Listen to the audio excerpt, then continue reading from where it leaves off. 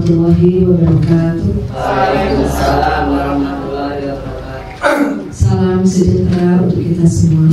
Yang terhormat Kepala SDN Cijantung 02 Ibu Siti Fatimah beserta wakil, yang kami hormati Bapak dan Ibu Guru, staf serta karyawan SDN Cijantung 02 yang insya Allah dirahmati Allah Subhanahu Wa Taala, dan pada siang hari ini dalam keadaan sehat walafiat senantiasa dalam lindungan Allah Subhanahu Wa Taala. Pada siang hari ini kita akan sama-sama mendengarkan pemaparan tentang menyebarkan pemahaman dan penerapan pengalaman budaya positif yang akan disampaikan oleh Ibu Bintang Putar-Putar sebagai CIP Angkatan 10. Untuk kegiatan siang ini agar mendapat keberkahan dan kebermaknaan, mari bersama-sama kita berdoa yang akan dipimpin oleh Bapak Arif Rahmi. Kepada Bapak Arif, silakan.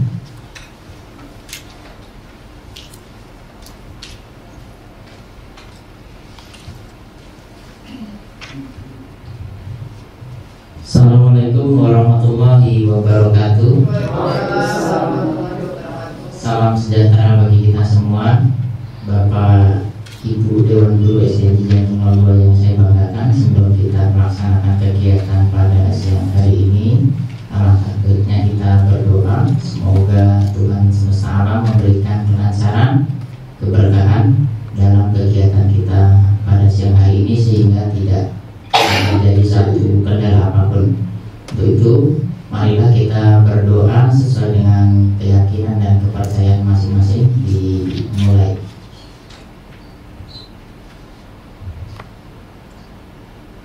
Bismillahirrahmanirrahim. Alhamdulillahirabbil alamin. Arrahmanirrahim. Maliki yaumiddin. Iyyaka na'budu wa iyyaka nasta'in. Ihdinas shiratal mustaqim. Shiratal ladzina an'amta 'alaihim ghairil maghdubi 'alaihim waladdallin. Amin. Bismillahirrahmanirrahim. Rabbi zidni ilma. Allahumma anfa'ni bima 'allamtani wa 'allimni ma yanfa'uni warzuqni ilman yanfa'uni. Amin. Amin ya rabbal alamin.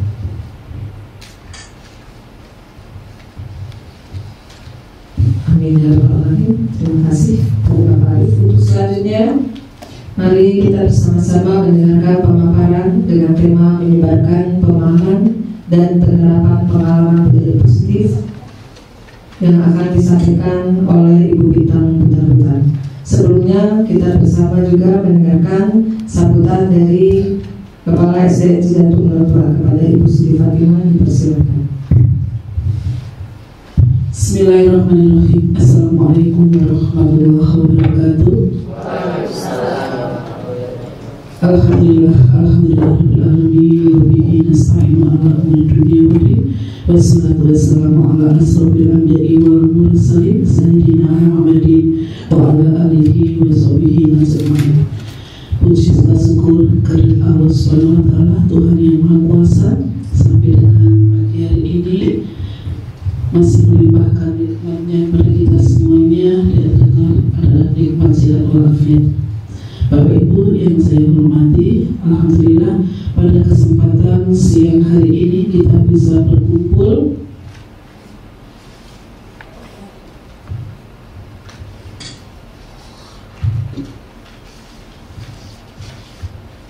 di ruangan yang cukup sejuk dan insya Allah mendapatkan tempat yang penuh berkah. Bapak Ibu sekalian, pada siang hari ini kemarin Bu Bintang menyampaikan bahwa hari ini akan mengadakan diseminasi atau berbagi praktek baik kepada kita semuanya sebagai guru pembina angkatan 10. Bu pikir ada Ibu dia sebagai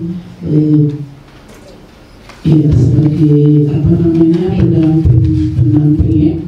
Ternyata pada saat ini hanya dilaksanakan oleh Ibu Bintang. Mudah-mudahan nanti Bapak Ibu sekalian bisa mengambil hikmah, mengambil ilmu yang disampaikan. Mudah-mudahan bermanfaat untuk kita semuanya dalam rangka memberikan pembelajaran kepada anak-anak kita. Ya. Mungkin itu saja yang bisa saya sampaikan. Selamat menyimak dan mengikuti praktek baik yang akan disampaikan oleh Ibu. Ibu ini adalah Intan Hidayah. Assalamualaikum warahmatullahi wabarakatuh.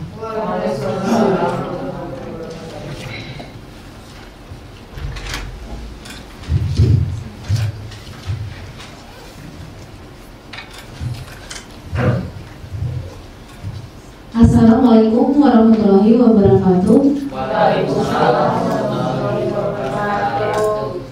Salam sejahtera, selamat siang untuk kita semua. Yang terhormat Ibu Kepala Sekolah SDN Cijantung 02 Ibu Siti Fatimah SPD. Yang terhormat Ibu Wakil Kepala Sekolah Bagian Kurikulum dan Kesiswaan Ibu Rohayati dan Ibu Dwi, serta Bapak Ibu Guru SDN Cijantung 02 yang saya hormati. Sebelumnya saya mengucapkan terima kasih banyak atas waktunya di siang hari ini untuk berkumpul di ruangan ini, menemani saya untuk memaparkan atau berbagi praktik baik tentang menyebarkan pemahaman dan pengalaman budaya positif sebagai salah satu tugas dari calon guru penggerak angkatan 10. Puji dan syukur kita panjatkan kehadirat Tuhan yang Maha Kuasa, di mana atas segala berkatnya sehingga sampai pada siang hari ini kita semua dalam keadaan sehat, bahagia, walaupun memang di depan kita banyak sekali kerjaan yang menunggu Bapak Ibu. Pada siang hari ini di sini saya akan memaparkan tentang salah satu bagian yang sudah ada juga yang belum mengerjakan ini, ada juga di PMM ya Bapak Ibu, yaitu tentang menyebarkan pemahaman dan penerapan pengalaman budaya positif. Bapak Ibu, yang kita tahu adalah budaya positif itu salah satu bagian penting yang akan kita terapkan di lingkungan sekolah. Tetapi sebelum saya masuk ke materi mengenai kata budaya positif, apakah yang ada terbersit gitu di pikiran Bapak Ibu tentang apa sih itu budaya positif gitu? Apa sih itu budaya positif? Yang berhubungan dengan kata budaya positif itu apa sih sebenarnya Bapak Ibu? Pembiasaan yang dilakukan di satuan pendidikan. Kebiasaan yang dilakukan di satuan pendidikan, ya boleh. Ada lagi yang lain Bapak Ibu? Benar? Apa sih itu budaya positif? Kalau berhubungan kata budaya positif, ada yang lain yang berhubungan dengan kata budaya positif?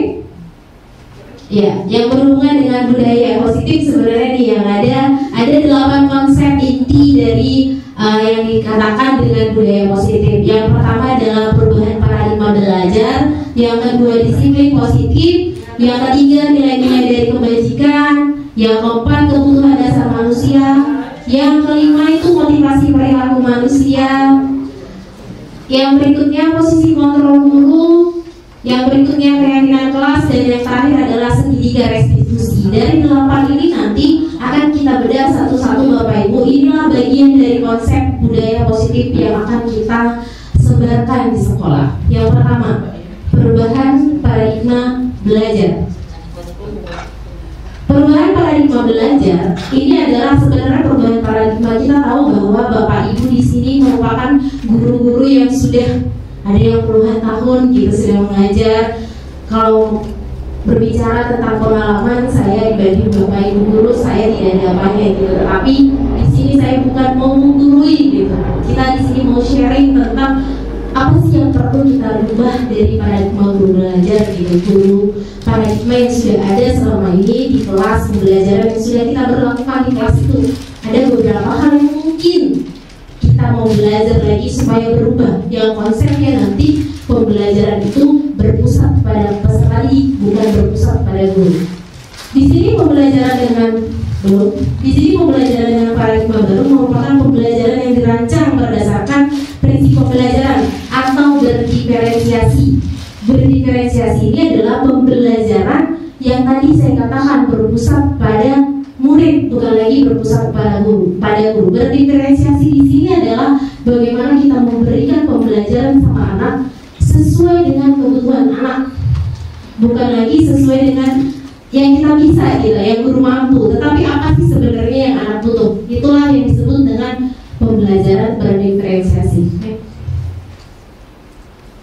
Tadi pembelajaran berdiferensiasi itu, kalau pembelajaran sekarang kita berpacu pada yang disebut dengan tujuan pendidikan nasional, yaitu P5, profil pelajar Pancasila. Nah, di situ dari proses tadi pembelajaran yang tadi, kita ada beberapa hal miskonsepsi tentang teori kontrol.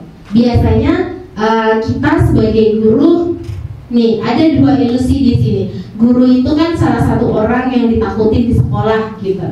Jadi kita merasa bahwa kita wajib yang namanya mengontrol murid.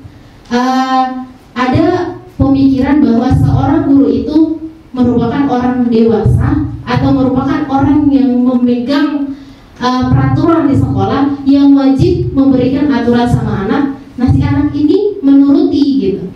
Nah, ada dua di sini miskonsepsinya. Kadang-kadang kita berpikir bahwa apa yang sudah kita sampaikan sama anak wajib dilakukan anak. Peraturan yang sudah kita sepakati di kelas atau keyakinan kelas yang kita sudah sepakati, kalau tidak diumumkan secara bersama-sama dengan anak, itu peraturan berarti sepihak. Kadang-kadang kita berpikir bahwa anak-anak mau melakukan sesuatu itu karena takut sama guru gitu, bukan karena keinginan anak itu sendiri. Kalau kita contohnya kita suruh anak, nah kamu ini ngerjakan tugas yang ini ya gitu, sebenarnya anak gak paham, tapi anak mengatakan ya, kalau enggak kamu nanti nilai kamu jelek. Akhirnya mau nggak mau anak mengerjakan gitu, walaupun sebenarnya anak malas mengerjakan. Nah, di sini ada perubahan nanti tentang teori kontrol. Ilusi bahwa kritik dan membuat rasa bersalah mampu menguatkan karakter. Ya, biasanya ini yang terjadi gitu. Kamu tuh kalau nggak ngerjain PR nanti nilai kamu rendah loh. Kamu tuh tadi bersih banget di kelas, gara-gara kamu saya ditegur kepala sekolah. Ini adalah kita nih membuat anak merasa bersalah karena perilaku anak tadi. Lalu di sini juga kita kadang-kadang merasa bahwa kita yang memegang kontrol di kelas, sehingga ya kita guru gitu, mau nggak mau anak harus nurut, tetapi kita tidak tahu sebenarnya seperti apa yang baik untuk hal tersebut. Next. Nih, di sini ada tabel mengubah paradigma stimulus respon itu menjadi pendekatan teori kontrol. Yang di sebelah sini adalah stimulus respon yang sudah biasa kita jalankan di kelas Bapak Ibu. Sementara yang di sini adalah teori kontrol. Ini adalah perbedaannya. Kalau paradigma belajar dulu adalah kita mengacu pada stimulus respon, di sini kita mengacu pada teori kontrol. Perbedaannya di mana sih Bapak Ibu letaknya? Yang pertama, kalau stimulus itu realitas atau kebutuhannya sama. Kita berpikir bahwa kebutuhan anak itu semua sama. 32 anak kebutuhannya sama. Itulah kalau stimulus. Berbeda dengan teori. Kalau teori adalah realitanya kebutuhan anak-anak itu berbeda Bapak Ibu. Nggak semuanya sama. Walaupun konsep kita belajar di kelas adalah bagaimana supaya materi sampai, kita tidak, kadang-kadang gitu ada beberapa yang tidak, bagaimanapun cara penyampaiannya yang penting jelasin aja. Tetapi 32 anak ini kan memiliki karakter yang berbeda-beda. Yang kedua adalah semua orang melihat hal yang sama. Sementara kalau teori kontrol itu setiap orang memiliki gambaran yang berbeda. Yang ketiga, kita mencoba mengubah agar orang berpandangan sama dengan kita. Itu dulu nih, kita selalu berpikir seperti itu. Tapi kalau yang benar itu adalah teori kontrolnya, kita berusaha memahami pandangan orang lain tentang dunia. Kita tidak selalu bisa dari pemikiran anak antara si A dan si B melihat satu tentang contoh gotong royong aja bisa berbeda mereka. Nggak bisa sama mengartikannya walaupun tujuannya sama mungkin. Kita harus memahami teori atau pemahaman dari sudut pandang anak gitu. Lalu berikutnya adalah perilaku buruk dilihat sebagai satu kesalahan. Sementara kalau teori kontrolnya adalah semua perilaku yang dilakukan anak itu ada tujuannya. Yang berikutnya adalah orang lain bisa mengontrol saya. Kalau teori kontrol adalah hanya ada yang bisa, hanya kita sendiri yang bisa mengontrol. kita seberapa kuat mengontrol anak itu, kita seberapa tegas, seberapa takut kita bikin anak itu. Sebenarnya itu hanya dilakukan hanya faktor takut, bukan faktor dari dalam diri dia gitu, sehingga dia tidak mau bertanggung jawab melakukan kesalahan. Perbedaannya Bapak Ibu, apabila anak-anak itu melakukan kesalahan lalu kita hukum langsung tanpa kita adakan segitiga restitusi namanya, anak cenderung tidak mau bertanggung jawab atau tidak mau mengakuinya. Mereka hanya mau mengakui karena tertekan gitu. Lalu selanjutnya adalah saya bisa mengontrol orang lain. Anda tidak bisa, udah tadi. Pemaksaan ada pada saat pemaksaan ada pada saat ada bujukan gagal. Kolaborasi dan konsensus menciptakan pilihan-pilihan baru. Yang terakhir, model berpikir menang atau kalah.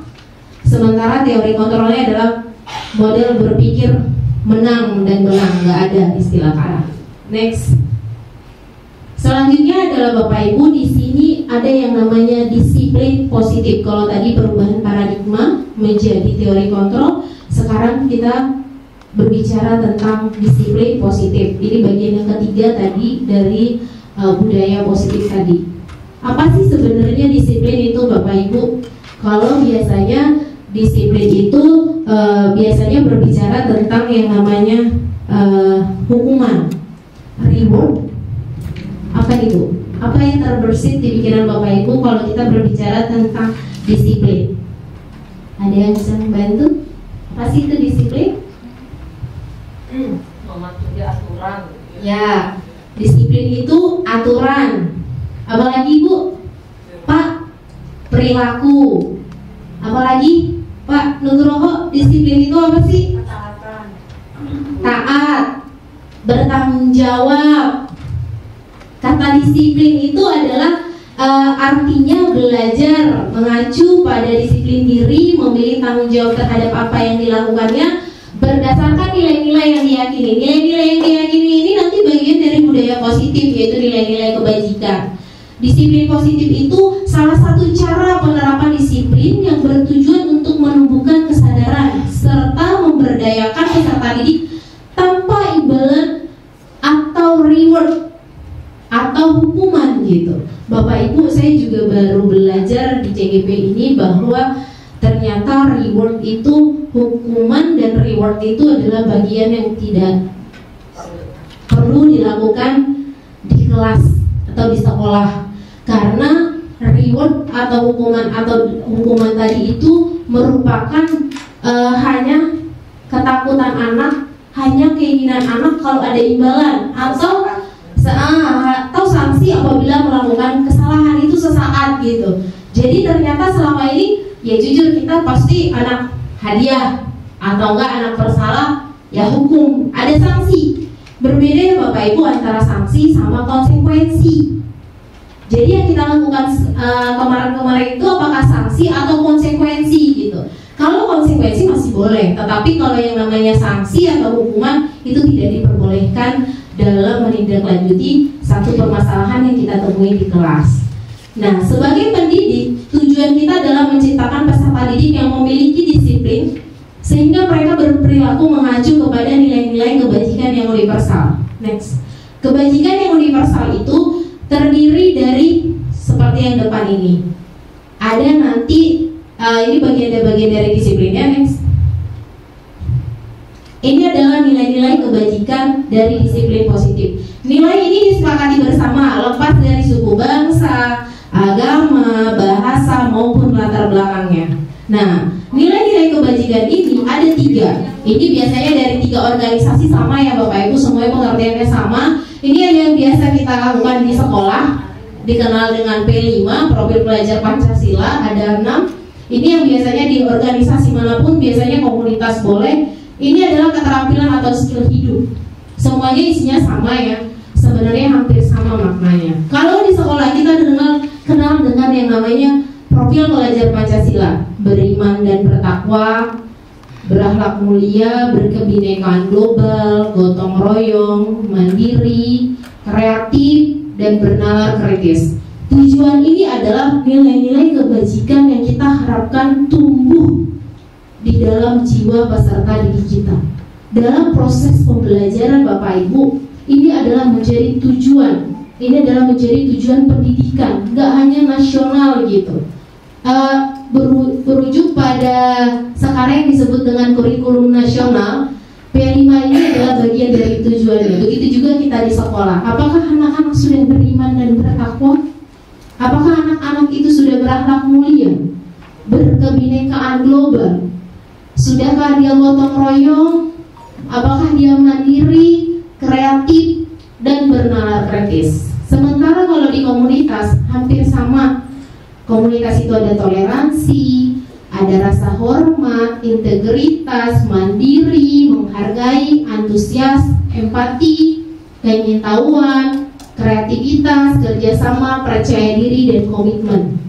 Sementara skill hidup dapat dipercaya, lurus hati, pendengar yang aktif, tidak merendahkan orang lain, dan memberikan yang terbaik untuk diri dan lingkungan.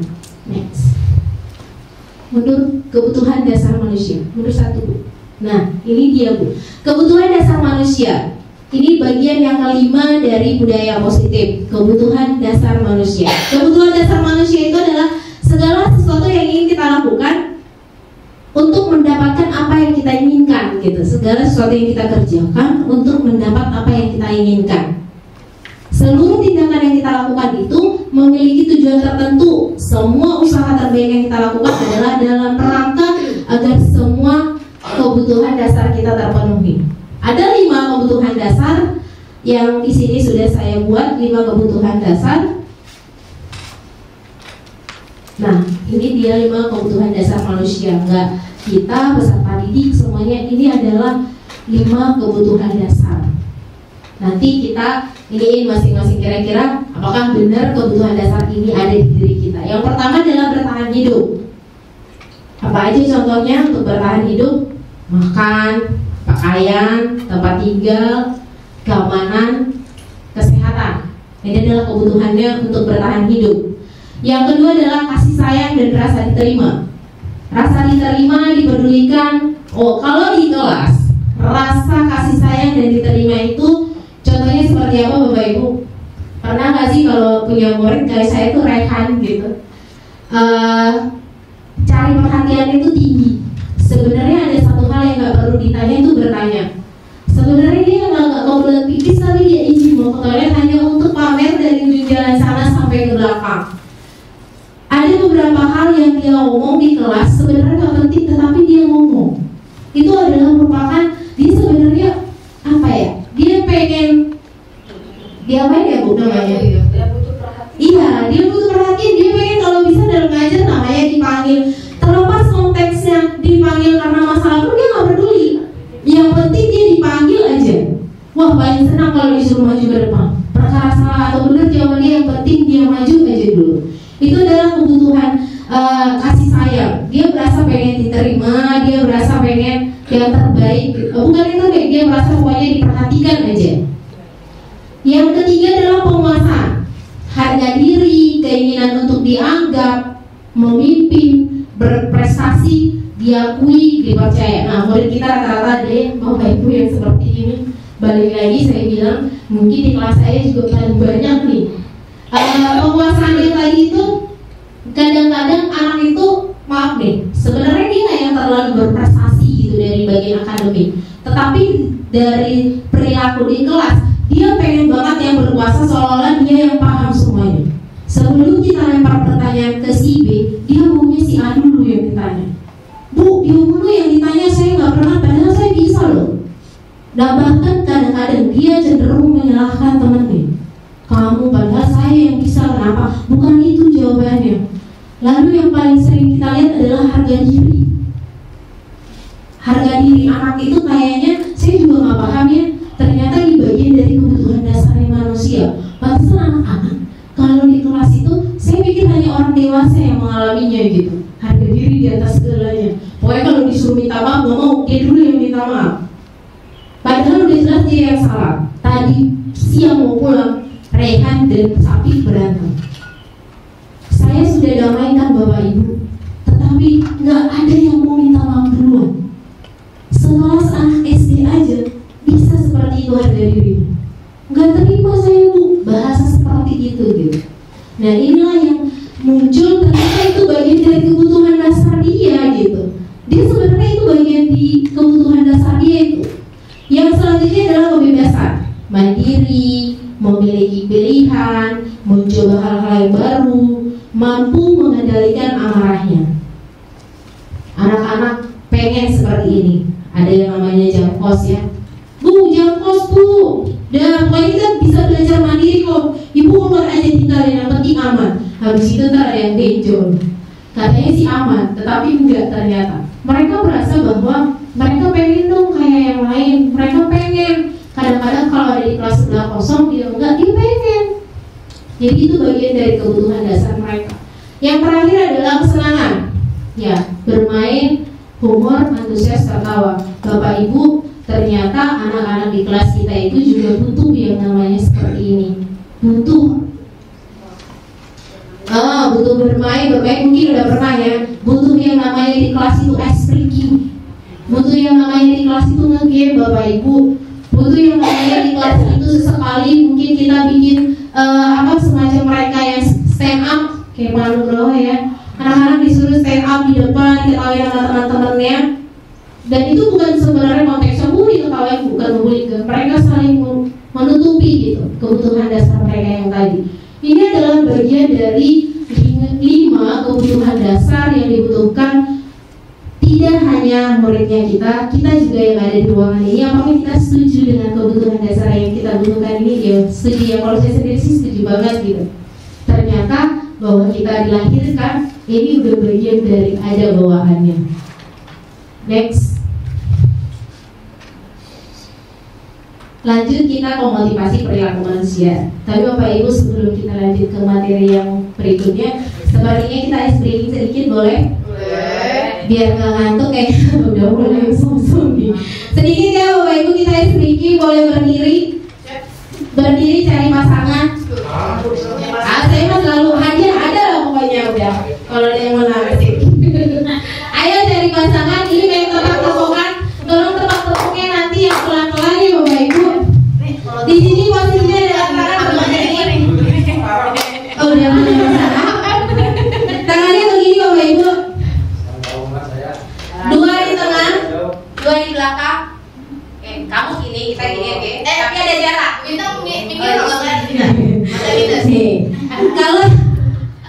Kalau saya katakan 1 berarti mendekat. 1 mendekat. Mendekat ya? Oke. Kalau saya katakan 2 menjauh. Hah? Gini. Mendekat, menjauh. Bareng-bareng Babi. Ya. Maunya sih seperti itu, bareng supaya tangannya tidak berlawanan. Mendekat, menjauh. 1 itu tadi mendekat, 2 menjauh, 3 tangkap. Yang ditangkap adalah yang di tengah. Makanya iya. Jadi yang di tengah menghindar. Oke. Yang di dalam menghindar.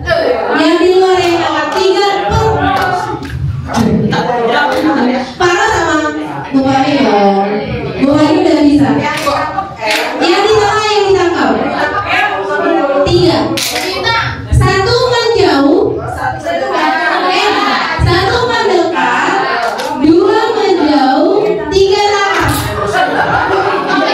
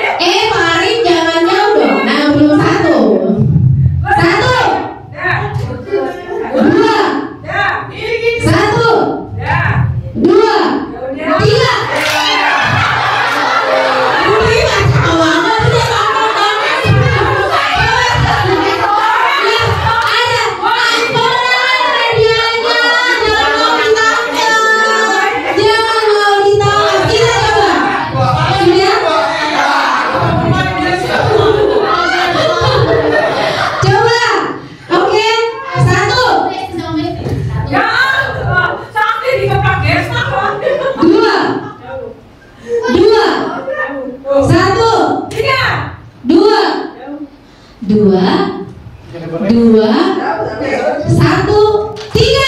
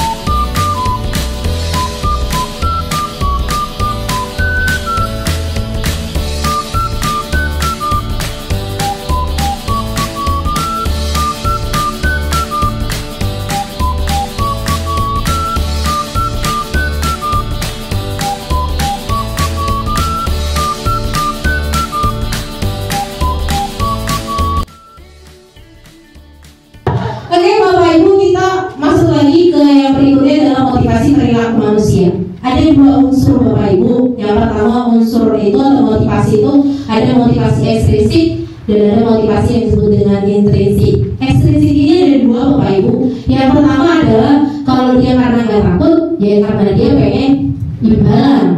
Kadang-kadang kalau kita nyuruh anak, kalau kita menghukum anak, ya ada 2 faktor ini. Faktor dari luar Bapak Ibu, bukan faktor dari anaknya. Kadang-kadang dia mengerjakan sesuatu itu karena ada yang dia pengen. Sebenarnya bukan karena ingin, tapi karena ada dia yang pengen hadiahnya aja gitu. Lalu yang kedua, dia melakukan kegiatan tersebut karena dia takut dihukum. Takut dia nanti kalau dia disuruh berdiri di depan kelas, atau dia takut sama Bapak Ibu guru melakukan hukuman yang dia tidak mau, yang dia tidak suka. Tetapi Bapak Ibu, ada faktor yang disebut dengan motivasi intrinsik.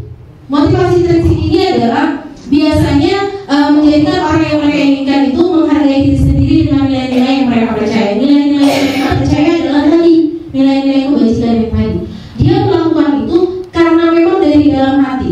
Seorang anak mengerjakan PR di rumah karena dia sudah anak mengerjakan tugas dari rumah karena memang udah kewajiban dia melaksanakan itu, dan dia mengerjakan bukan karena dia pengen dipuji temannya, bukan karena dia pengen dibanggakan sama bapak ibu gurunya, atau bukan karena dia pengen tidak dihukum sama orang tuanya, tapi dia merasakan bahwa ya itu harus dia kerjakan karena dia seorang pelajar. Nah, itu adalah bagian motivasi yang datang dari diri dia. Diri dia tadi itu tadi, dia mengerjakan itu karena dia mempercayai bahwa itu adalah bagian dari tugas dia. Makanya tadi masuk lagi ke P5. Kalau seorang anak memahami profil belajar Pancasila tadi, maka dia akan melakukan yang ini, yang disebut dengan mandiri gitu. Dia akan mandiri mengerjakan tugasnya, dia akan mandiri datang ke sekolah, memakai pakaian seragam, bukan karena takut, tapi memang harus bagi pelajar dia menggunakan seragam. Begitu Bapak Ibu, dua motivasi tadi ya Bapak Ibu, ada motivasi ekstrinsik yaitu dari luar dan intrinsik dari dalam. Next, ini dia ada 5 posisi kontrol guru. Bapak Ibu, ini bagian menurut saya yang paling menarik dari budaya positif, di mana 5 posisi kontrol ini menurut saya yang sudah belajar sampai hampir bulan ketiga di CGP, saya masih geleng-geleng bagian yang ini Bapak Ibu. Apa iya saya bisa melakukan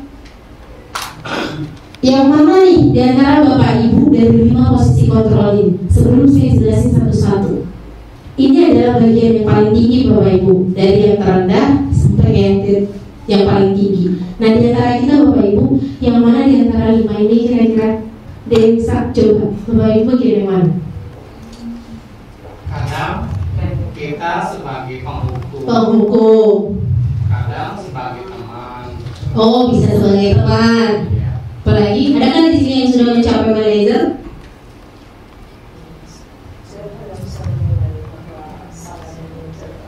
Nah, nanti berarti dia benar. Berarti mengatakan siapa yang bisa menilai kalau saya itu manajer bukan gitu.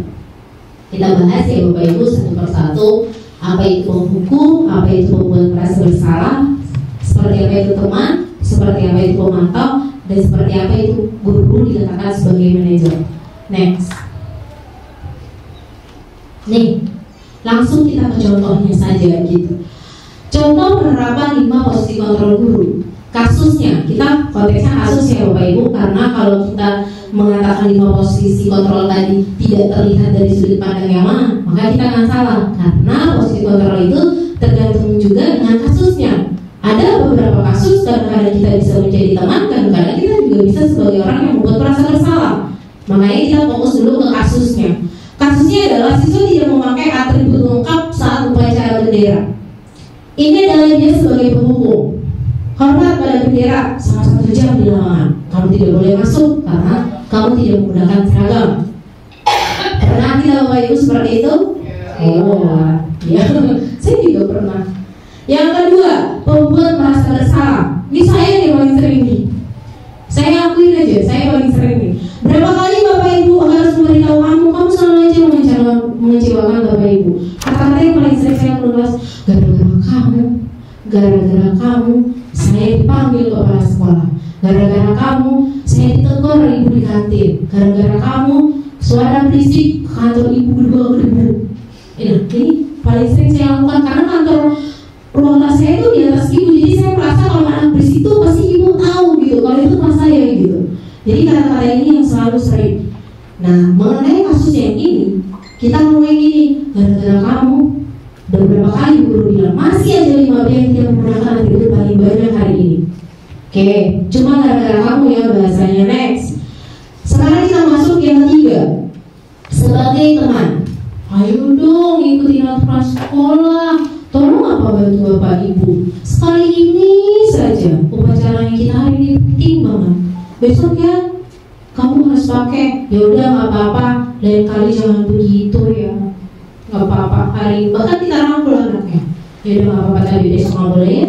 Besok gitu lagi. Bisa nggak kita mengatakan? Ya udah besok kayak gitu ya. Nah itu kita dikatakan sebagai teman.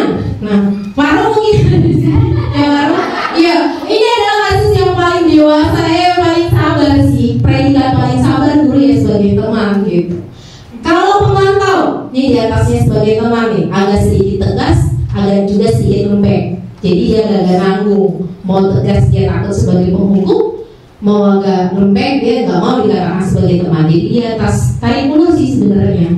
Kamu sudah melanggar peraturan sekolah, kamu tahu nggak konsekuensinya? Tapi tolong ya, nadanya nggak kayak biasa. Kamu tahu nggak kayak gitu. Kalau dia sebagai pemantau, kamu tahu nggak konsekuensinya apa? Setelah upacara, kamu beli atribut ke koperasi dan jangan diulangi lagi. Pada konsep ini, guru sebenarnya tegas. Kamu harus tahu konsekuensinya kalau kamu tidak menggunakan atribut. Tapi ngapain? Bukan dijemur Bapak Ibu, suruh beli, suruh jahit, disuruh jahit, pulang-pulang gak apa-apa. Tapi dia tahu konsekuensi kalau dia tidak menggunakannya. Kamu tahu konsekuensinya, bukan dihukum. Kalau dihukum tadi disuruh berdiri, itu bedanya ya. Nah kalau ini, si anak tahu tanggung jawabnya apa, konsekuensinya apa kalau dia tidak menggunakan. Soalnya beli atributnya, kalau pramuka gak punya stop, soalnya beli buat stop. Tapi saya nggak punya uang, ya udah saya duluan ini, tapi bayar nanti ya. Boleh kayak gitu, itu bagian kita sebagai pemantau. Di sini kita agak sedikit tegas, tapi dia juga lembek gitu. Satu lagi adalah di atas pemantau adalah guru posisi kontrol sebagai manajer. Kalau kami siapa ya di sini? Kalau anaknya salah, salahnya seperti ini yang menggunakan atribut, dia cuma bilang, apakah kamu tahu kesalahan kamu? Kira-kira bagaimana kamu memperbaiki kesalahan kamu? Anak disuruh cari tahu sendiri bagaimana caranya. Saya nggak mau kasih solusi, tetapi kamu berpikir sendiri apa kesalahan kamu dan bagaimana cara menyelesaikan masalah kamu ini. Anak disuruh mikir tuh. Gak kita nggak kasih tahu, nggak suruh beli, nggak apa. Biarkan anak menyelesaikan masalahnya sendiri. Nah, pada saat posisi sebagai manajer, disinilah guru dituntut menggunakan yang namanya segitiga restitusi, Bapak Ibu. Nanti kita ada yang terakhir. Tetapi sebelum masuk ke segitiga restitusi, Bapak Ibu kira-kira di bagian 5 posisi kontrol tadi, yang mana yang Bapak sudah pernah lakukan di kelas? Atau posisi sekarang deh, posisi yang sekarang, Bapak Ibu itu sebagai apa? Pada sebagai apa? Dari 5 tadi, coba ke 5 tadi. Manajer, pemantau, teman. Berarti Pak Ro nggak ada di bagian ranking. Sebagai teman sering ya, sebagai manajer pernah, sebagai pemantau. Pak Nuk yang mana Pak Nuk? Kalau Pak Nuk sebagai teman ya? Pak Nuk tuh dari sisi mana aja permasalahannya mulai sebagai teman. Gak apa-apa, dia di tengah coy, dia paling tengah nih. Karena dia dekat sama anak-anak. Kalau Arif nih, bestie ya, yang mana Pak? Manajer. Bos. Lebih cenderung ke pemantau. Mantau aja nih anak ngapain di bocah sama saya ntar ya. Tapi kita nggak berani ngomong ya gitu. Tapi dipantau dulu, dipantau habis itu baru sikat ya Pak. Kalau ibu-ibunya berarti yang mana berarti? Saya pembuat merasa bersalah pernah. Iya. Karena saat itu perlu anak dikasih shock terapi. Iya. Menurut saya itu hal yang tepat pada saat itu. Sebagai manajer juga ya sering saya lakukan. Suruh anak cari tahu masalahnya, selesai sendiri. Kalau Gunung, bagian yang mana Gunung? Teman. Membuat merasa bersalah. Nah, saya mau bertanya, kalau ada kasus bully Bapak Ibu, kita bagian yang mana di sini? Kalau ada anak saling ngebully, kita melihat konteksnya anak saling ngebully. Nah, kita posisi guru ini yang mana kita mau lakukan? Saya sendiri belum tahu jawabannya. Kira-kira yang mana? Manajer. Kamu tahu nggak? Kamu tadi pelorotin celananya si Rehan gitu. Tahu? Terus kalau tahu salah atau enggak? Nanti kalau Bapak Ibu memilih manajer, kita bedah yang manajer itu seperti apa ribetnya gitu. Tetapi memang begitulah konteks yang diinginkan. Semakin kita ada di manajer, berarti kita sudah melakukan segitiga di sekolah dengan baik. Inilah yang menciptakan katanya anak-anak itu nanti akan betah hadir ke sekolah, pembelajaran berpusat pada peserta didik, sehingga pembelajaran yang ada di lingkungan sekolah itu yaitu tadi budaya positifnya berjalan dengan lancar gitu. Next, Fadi. Oke. Anak-anak kalau di sekolah disuruh pulang. Anak-anak kalau lama di sekolah disuruh pulang. Kalau anak lama di sekolah disuruh pulang. Maksudnya ini masalah apa? Maksudnya karena Dia betah di sekolah, tapi sekolah tidak mau menerima karena anak-anak sebenarnya masih banyak belajar di sekolah. Maksudnya pada saat KBM, tapi waktunya habis, anak-anak harus pulang. Iya, masih pengen di sekolah. Masih pengen di sekolah, bermain apa belajar Pak? Belajar. Bermain dan belajar. Nah, kita posisinya yang mana gitu? Atau gimana Pak? Iya. Enggak, sekolah menerima apa enggak kalau seperti itu? Sekolah mau nggak menerima kalau di luar dari itu yang tadi kan kita udah buat kesepakatan kelas ya Pak. Kesepakatan kelas itu merupakan dari bagian adalah aturan atau apa nama tata tertib. Tata tertib tadi bagaimana kita menciptakan tata tertib tadi di breakdown lagi menjadi keyakinan kelas gitu, ditarik lagi menjadi keyakinan kelas yang disepakati bahwa kalau memang sudah waktunya pulang ya memang harus pulang gitu. Karena nanti kalau ada yang tidak pulang menjadi bingung juga sama yang lain, kok saya pulang dia enggak.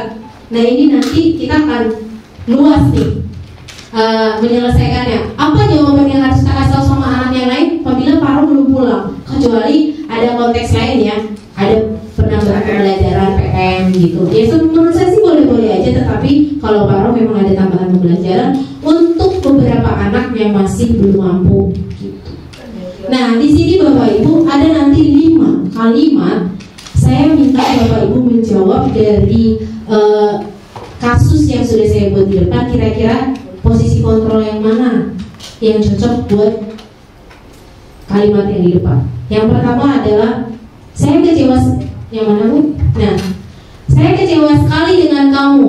Pak Rio, menurut Pak Rio ini posisi kontrol yang mana nih kalau ada ucapan anak tidak mengerjakan PR? Pembuat merasa bersalah. Bagaimana yang lain? Apakah sepakat bahwa ini pembuat merasa bersalah? Sepakat ya. Saya kecewa sekali sama kamu. Gara-gara kamu gak ngerjain, akhirnya saya gini deh gitu. Jadi ada bahasa yang membuat anak merasa bersalah. Pak Rio, menurut Pak Rio kalau anak merasa bersalah itu biasanya efeknya apa sih buat anak? Apakah Jadi nurut atau gimana, Pak? Saat dibilangin nurut, tapi suka nunggu lagi. Nah, itulah dia kalau dia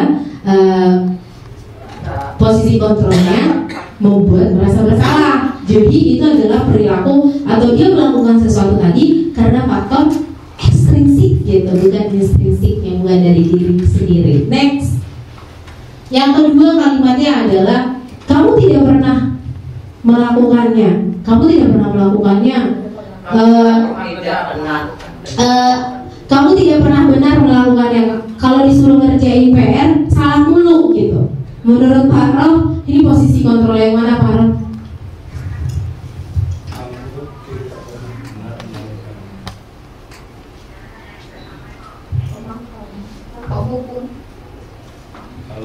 Ada yang bilang penghukum. Kalau Pak Roh? Karena ada kalimat tidak pernah, berarti otomatis penghukum. Penghukum tidak pernah benar melakukannya. Tapi ini tanda tanya, tanda titik-titik ya Pak. Titik-titik. Kamu tidak pernah benar melakukannya, tergantung konteks tekanan bahasanya ya. Kalau menurut Bunda apa nih Bunda? Nah, sebenarnya dia lebih ke memantau ya. Saya lihatin dari tadi kamu nggak pernah benar melakukannya. Kamu tahu nggak sih kalau kamu nggak benar melakukannya, konsekuensinya diri kamu nanti nggak baik loh. Nah, itu bukan menghukum, tapi itu jatuhnya kita lagi memantau dia gitu. Tetapi mungkin kamu tidak pernah benar melakukannya. Ini bukan tanda seru ya Pak, bukan tekanan, tetapi titik-titik. Artinya memang dalam tidak pernah itu mengejas. Oh, mengejas ya, boleh. Oke. Berarti harusnya tidak boleh ada kata tidak pernah. Oke, ada penekanan di situ. Oke, boleh, berarti boleh sebagai pemantau, boleh juga jatuhnya penghukum. Boleh diterima. Next, kalimat ketiga. Apa rencana kamu untuk menyelesaikan masalah ini? Pak Arik, kira-kira ini maksudnya kemana Pak Arik? Iya, manajer ya. Karena ditanya rencana, berarti bagaimana dia bisa menyelesaikan masalahnya sendiri tanpa ada bantuan dari siapapun. Kamu yang ngelakuin, kamu yang cari jalan keluar sendiri, kamu yang nyelesain sendiri. Benar, ini adalah posisi kontrol sebagai manajer. Next, Pak. Ayolah, lakukan demi Bapak Ibu ya. Ayolah, jadi Bapak Ibu adalah kalau ada kata ayolah, mohon ayolah, jangan kayak gitu sambil tepok-tepok. Berarti kita menempatkan diri kita sebagai teman. Arif itu. Ya, saya juga sering sih, cuma lebih banyak kadang-kadang merasa bersalah yang saya lakukan. Next, Bu. Satu lagi. Kamu tidak akan pernah mendapat nilai bagus kalau tidak mengerjakan tugas. Ini sebagai apa, guys? Kamu tidak akan pernah mendapat nilai bagus kalau tidak mengerjakan tugas dengan benar. Ancaman. Penghukum. Itu udah ancaman itu. Buat merasa bersalah. Kamu tidak bisa nih bagus nih kalau kamu tidak mengerjakan dengan benar. Gimana nanti kalau kamu tidak naik kelas? Bersalah deh anaknya. Besok-besok dia ngerjain dengan benar, tetapi cuma 1 hari dan 2 hari. Hari ketiga, keempat balik lagi ke model biasa, kambuh lagi gitu. Jadi bagaimana kita menyelesaikan masalah yang tadi supaya nggak kambuh lagi? Nah, ini dia segitiga restitusi. Saya nggak ribet. Oh, sebelum ke segitiga kita buat keyakinan kelas dulu Bapak Ibu. Tetapi nanti satu potnya ke manajer tadi ya. Keyakinan kelas. Mengapa keyakinan kelas? Mengapa bukan peraturan kelas? Kenapa sih harus keyakinan kelas bukan peraturan kelas? Ada yang bisa dijawab? Disepakati bersama oleh warga kelas. Apanya tuh? Enggak, apa perbedaannya Ibu bahasanya? Apa perbedaan keyakinan dan peraturan? Kalau peraturan itu ditetapkan oleh satu orang. Kalau peraturan itu ditetapkan oleh satu orang atau lembaga. Keyakinan itu ditetapkan oleh musyawarah Bersama serta didik. Oke, benar Dwi, terima kasih. Ya, ada hadiahnya untuk ya. Mengapa keyakinan kelas bukan aturan? Sebenarnya iya, kalau aturan tadi sumbernya bukan dari peserta gitu, tetapi itu sepihak gitu. Tetapi kalau keyakinan kelas itu harus dibuat bersama-sama. Keyakinan kelas juga Bapak Ibu dibiasakan menggunakan kata-kata yang positif gitu. Jangan membuat tidak boleh. Jangan membuat kata-kata jangan membuat kata di aturan itu dilarang. Ya, ada lagi kata-kata yang konteksnya negatif gitu.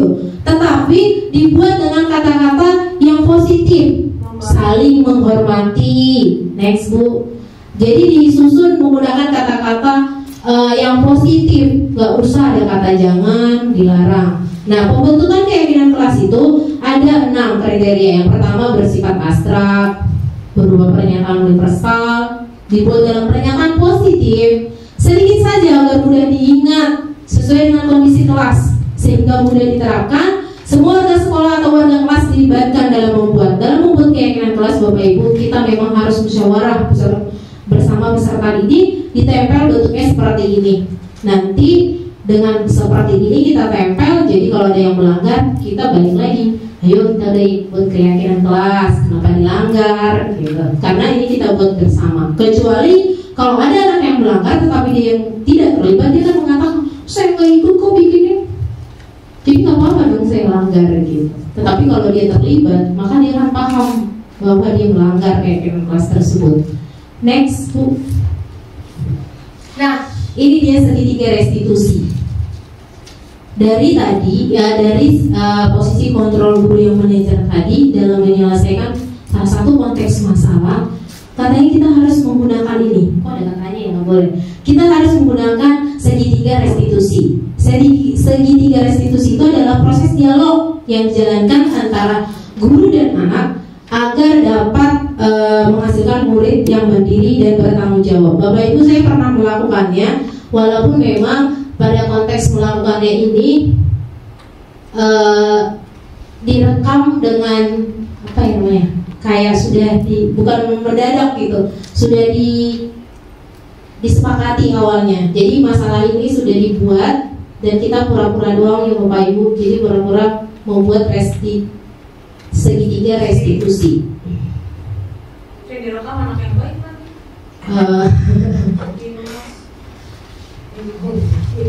Sebentar ya Bapak Ibu, biar saya putar.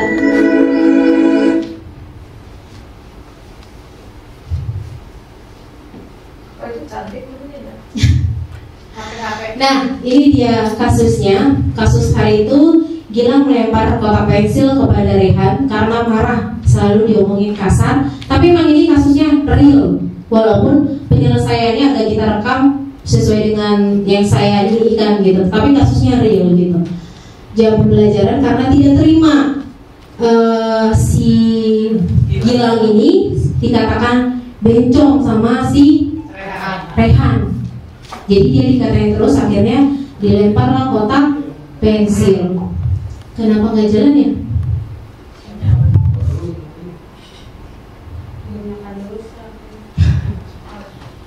Jaringan sih. Kan ini Canva dibuat pakai Canva ya? Iya. Udah di-upload belum? Kalau belum di-upload, biasanya ini jaringan internet. Udah di-upload belum? Udah saya upload. Sudah saya download juga. Yang downloadan aja ya? Iya. Kalau dari yang kita namanya biasanya.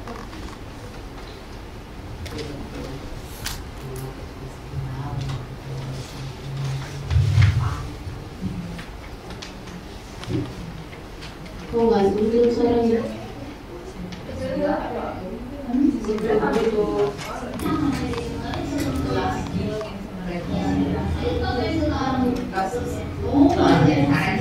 Nih, dia udah bisa. Ini yang rekam pasti Umar ya? Bukan. Pesan Bapak.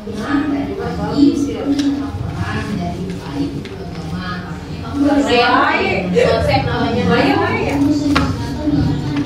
Di sini adalah segitiga restitusi. Yang pertama adalah saya menstabilkan identitas dulu. Stabilkan identitas ini adalah saya menanya dulu kronologisnya seperti apa. Oh gitu. Saya contek ya Bapak, ini aku menanya kamu, saya juga pasti akan marah. Lalu selanjutnya karena saya kata-katanya harus pasti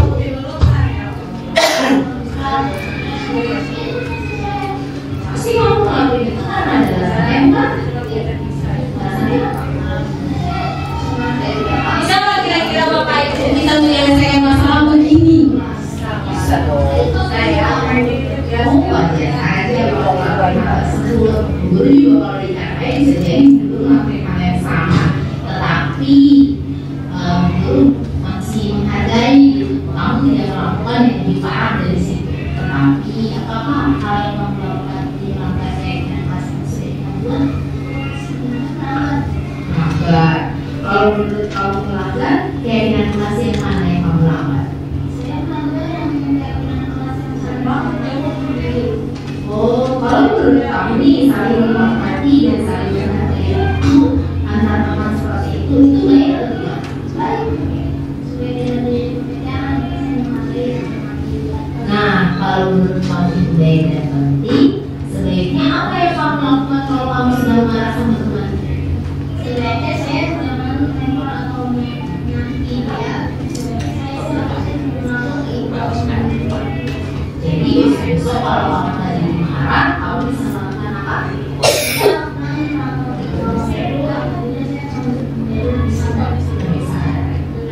Baiklah, semoga kamu bisa melakukan hal tersebut. Oke, terima kasih Dilan untuk hari ini. Yang boleh kembali dalam kelas.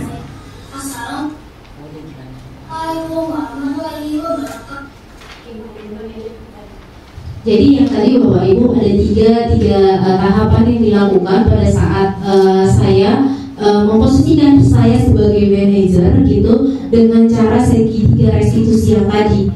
Ini yang saya lakukan pada saat saya harus ini Bu. Nah, pada saat harus menyelesaikan satu masalah atau satu kasus yang ada di kelas saya. Yang pertama adalah yang tadi, saya harus menstabilkan identitas dulu. Yang salah siapa sih gitu. Saya harus ngomongnya dengan step by step gitu. Yang pertama siapa, kenapa bisa melakukannya? Karena si Rehan ngatain saya Bu. Oh kenapa, wajar aja ya kamu marah. Karena dia ngatain kamu, kalau saya jadi kamu juga pasti saya marah. Akhirnya kamu ngapain? Bilang saya lempar pensil Bu. Saya kotak pensil kena mukanya. Oh untungnya kamu masih lempar kotak pensil, untung tidak kamu lempar bangku. Bisa jadi kalau lagi marah kita lempar apa aja gitu. Oh saya menghargai gitu. Ada bahasa bahwa oh saya menghargai bahwa Gilang tidak melakukan yang lebih kejam dari situ. Saya masih menghargai Gilang bahwa Gilang hanya melempar kotak pensil. Tetapi Anda masuk ke tahap yang kedua, validasi tindakan yang salah. Tetapi apakah dengan melempar kotak pensil itu merupakan hal yang melanggar keyakinan kelas yang sudah kita buat? Nah, di situ muncul, iya Bu, kita sudah membuat keyakinan kelas bahwa sesama teman harus saling menghormati dan menghargai. Nah, kalau kamu sudah tahu kalau itu salah, tindakan apa yang harusnya kamu lakukan apabila Rehan berbuat seperti itu?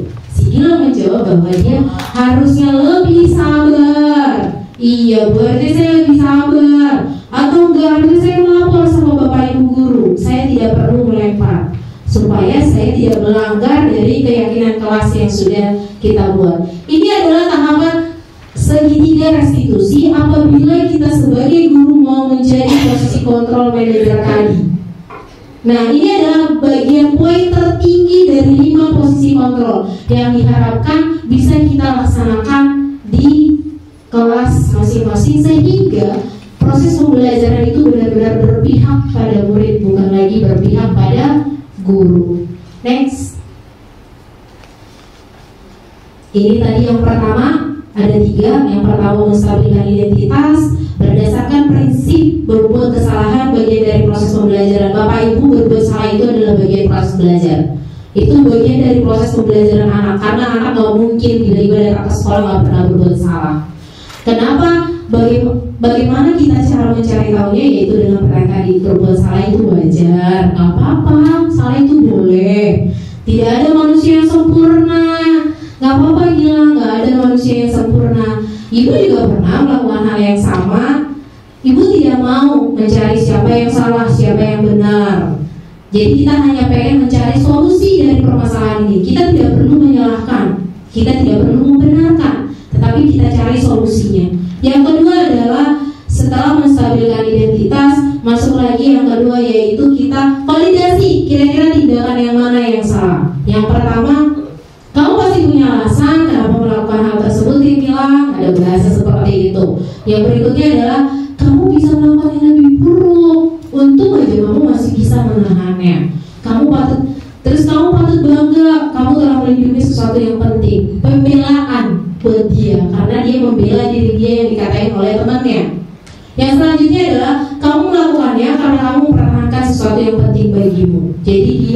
di sini adalah kita memvalidasi tindakan, kira-kira tindakan yang mana yang salah, yang mana yang wajar, dan bagaimana solusinya.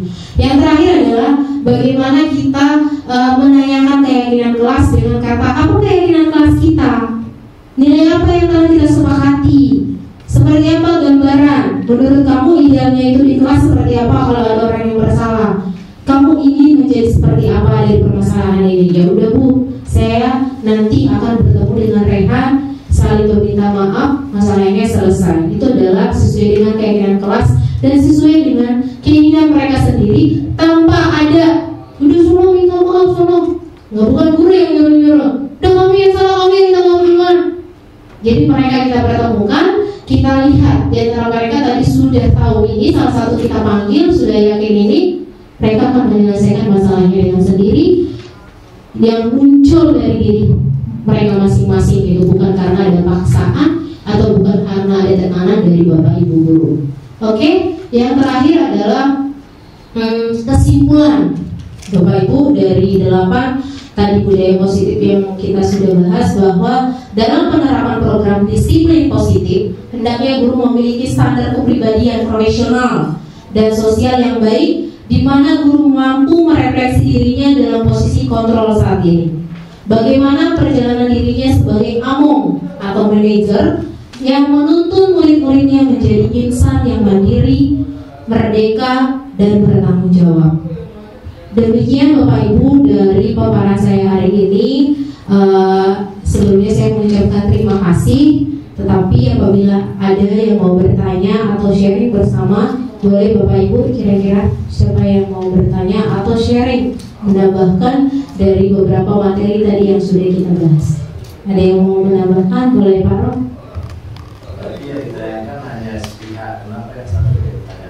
Oke, yang ditanyakan sepihak, yang merasa dirinya adalah korban. Iya Pak, kenapa Rehannya nggak dipanggil? Sebenarnya kalau saya tadi panggil Rehan, terus saya rekam lagi, harusnya gitu ya Pak ya? Biar clear ya Pak? Untuk menstabilkan tadi. Menstabilkan. Oh jadi maaf Pak, sebenarnya memang sebelum ada rekaman tadi, kita sudah menstabilkan identitas dua-duanya gitu. Begitu Pak? Bagaimana Pak?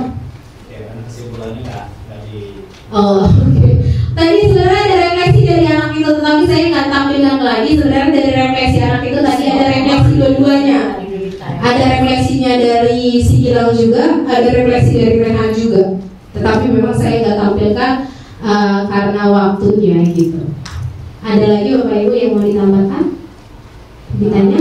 Sudah? Cukup? Cukup.